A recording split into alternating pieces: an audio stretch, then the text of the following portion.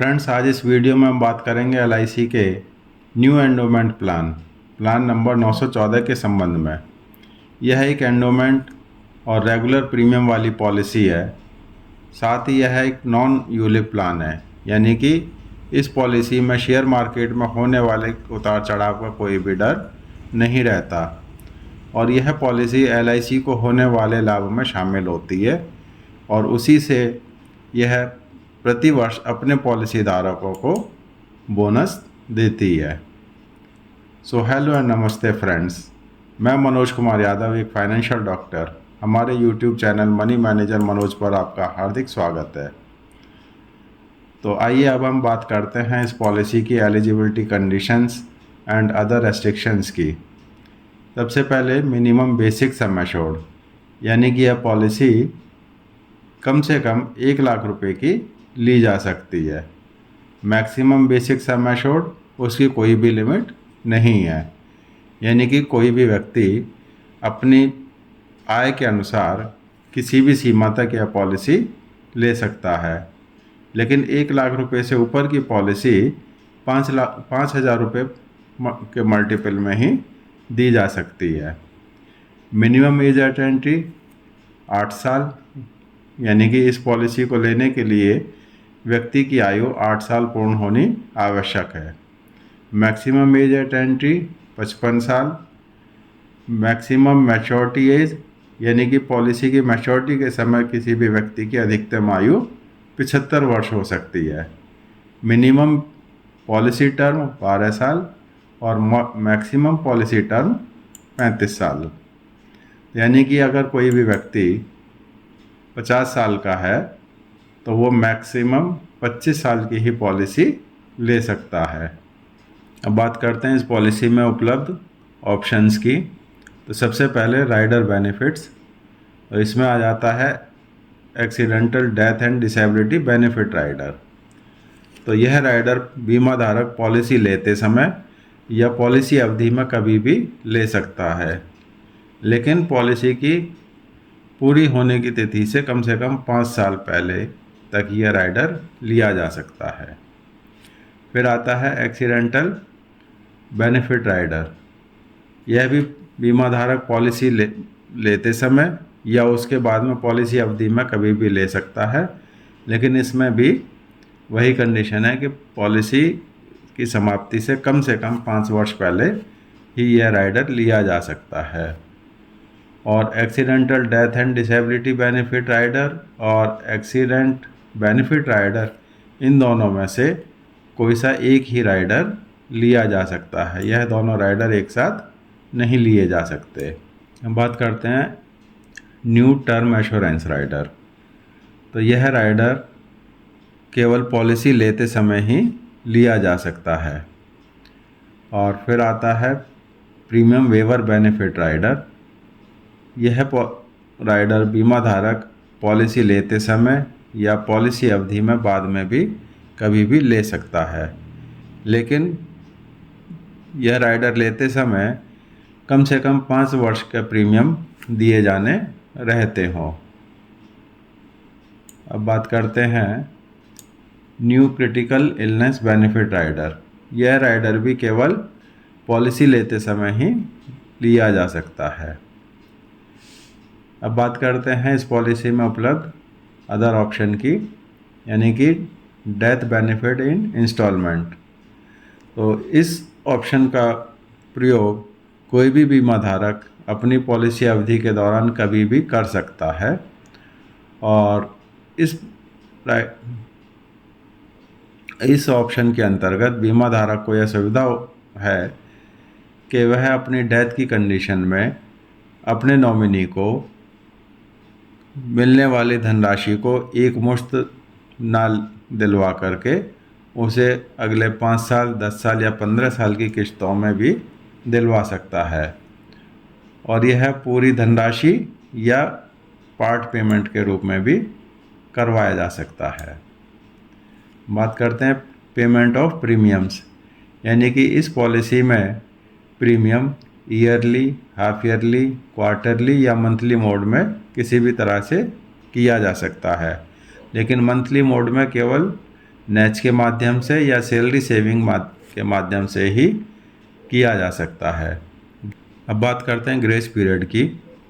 तो यदि इस पॉलिसी में mode of premium payment yearly, half yearly या क्वार्टरली है, तो बीमा धारक को अपना प्रीमियम जमा करने के लिए देय तिथि के बाद में भी 30 दिन का ग्रेस पीरियड मिलता है। और यदि प्रीमियम मंथली मोड से जमा होता है तो 15 दिन का ग्रेस पीरियड उसको मिलता है। तो ग्रेस पीरियड से मतलब है कि ग्रेस पीरियड की अवधि में भी बीमा धारक का रिस्क कवर बना रहता है, और देय तिथि के बाद में ग्रेस पीरियड की अवधि में भी यदि बीमा धारक अपना प्रीमियम जमा करता है तो इसमें कोई भी लेट फीस उसको नहीं जमा करनी पड़ती।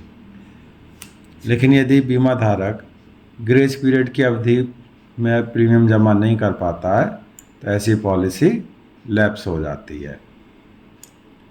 अब बात करते हैं रिवाइवल, यानी कि बीमा धारक अपनी पॉलिसी का प्रीमियम ग्रेस पीरियड की अवधि में भी जमा नहीं कर पाता है तो ऐसी पॉलिसी लैप्स हो जाती है, और बीमा धारक अपनी लैप्स हुई पॉलिसी को उसके फर्स्ट अनपेड प्रीमियम की देय तिथि से 5 साल के अंदर अंदर इसको कभी भी चालू करवा सकता है।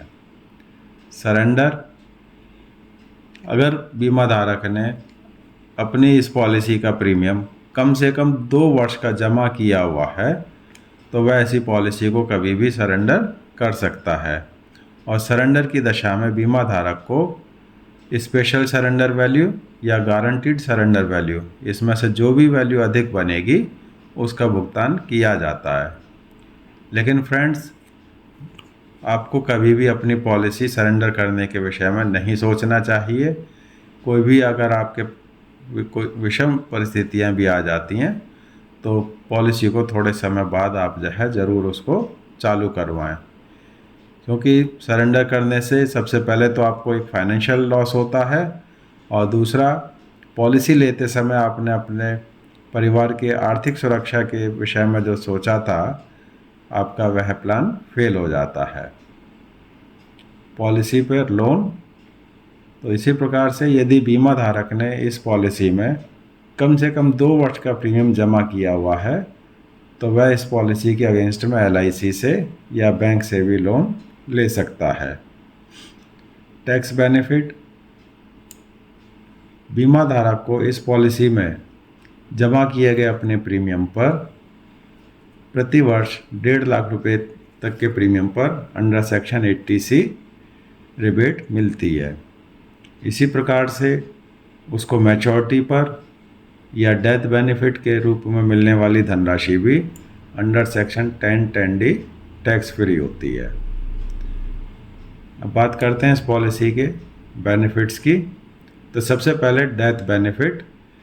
तो डेथ की कंडीशन में बीमा धारक के नॉमिनी को सम एश्योर्ड ऑन डेथ का भुगतान सिंपल रिवर्सनरी बोनस और फाइनल एडिशनल बोनस के साथ में किया जाता है। अब बात करते हैं मैच्योरिटी बेनिफिट की। तो इस पॉलिसी में बीमा धारक को मैच्योरिटी के समय पर सम एश्योर्ड ऑन मैच्योरिटी का भुगतान सिंपल रिवर्सनरी बोनस और फाइनल एडिशनल बोनस के साथ में किया जाता है। और यहाँ सम एश्योर्ड ऑन मैच्योरिटी से मतलब है बेसिक सम एश्योर्ड।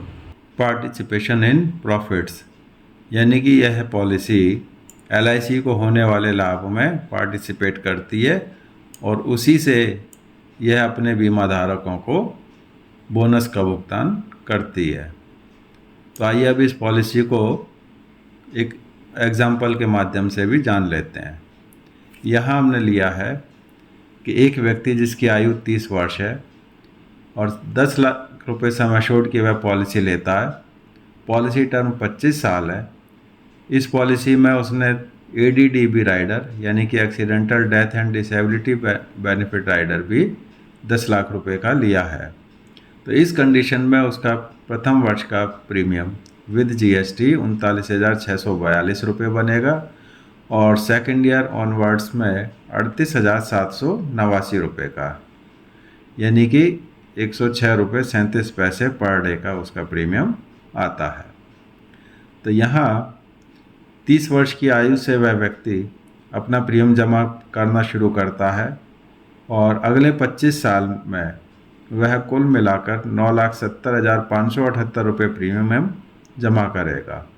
और जब उस व्यक्ति की आयु 55 वर्ष हो जाएगी तो उसको इस पॉलिसी की मैच्योरिटी मिलेगी और मैच्योरिटी के समय पर उसको बेसिक सम एश्योर्ड 10 लाख रुपये, सिंपल रिवर्सनरी बोनस 11,25,000 रुपये और फाइनल एडिशनल बोनस के रूप में 4,50,000 रुपये का भुगतान किया जाएगा।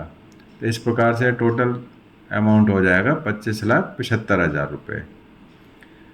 फ्रेंड्स, यहाँ यह ध्यान देने योग्य है कि यह मैच्योरिटी अमाउंट आज के बोनस के अनुसार कैलकुलेट की गई है और यह भविष्य में LIC को होने वाले लाभ पर निर्भर करती है, जो थोड़ा बहुत कम या ज़्यादा भी हो सकती है। अब इसको एक दूसरे एग्जाम्पल के माध्यम से भी देख लेते हैं।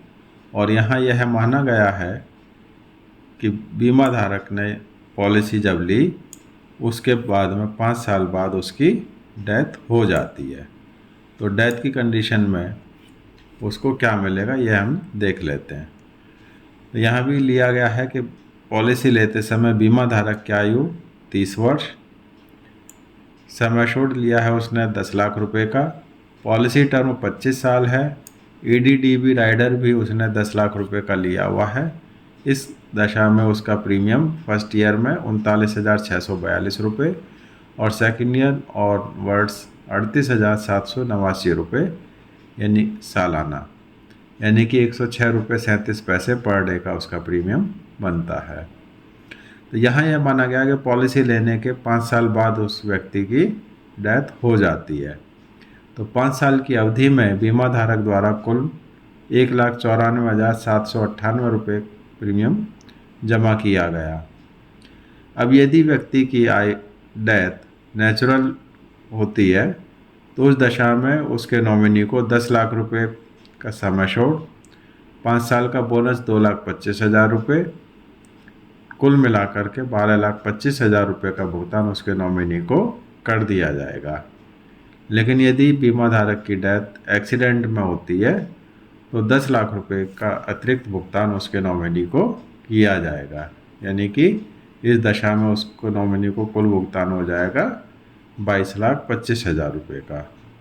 और यहाँ यदि बीमा धारक ने इंस्टॉलमेंट का ऑप्शन लिया होगा तो उसका भुगतान नॉमिनी को इंस्टॉलमेंट में भी हो सकता है।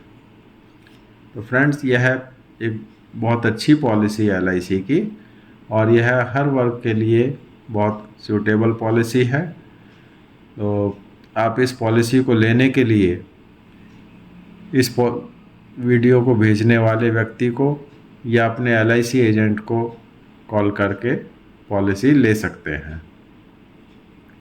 फ्रेंड्स, आपको हमारा यह वीडियो यदि पसंद आया हो तो इसको लाइक, सब्सक्राइब और शेयर करना ना भूलें और साथ में बेल आइकॉन भी ज़रूर दबाएं, जिससे कि हमारे आने वाले हर वीडियो की जानकारी आपको समय से मिलती रहे। साथ ही इस वीडियो को अंत तक देखने के लिए आपका बहुत बहुत धन्यवाद।